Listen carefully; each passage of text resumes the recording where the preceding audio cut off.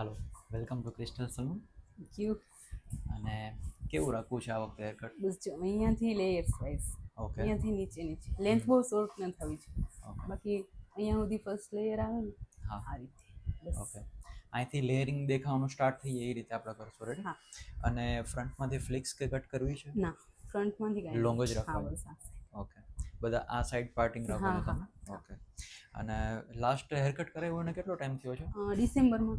ડિસેમ્બરમાં. ઓકે, તો આ વખતે વધારે શોર્ટ નથી કરવા, ખાલી લેયરિંગ જ આમાં એડ કરી દેવું છે. આ નીચેથી આવું થોડું છે ને એ નીકળી જાય તો ઘણું. ઓકે, આપણે હેરકટ કર્યું તો પછી પાછું ક્યાંય કટ ના કરાવવું છે કે એમ જ છે? ઓકે, ચાલો તો ready for the transformation. Okay, ચાલો હેર વોશ કરી લઈએ પહેલાં.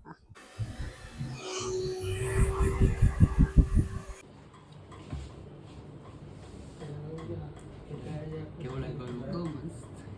સેટિસ્ફાઈડ એકદમ? હા.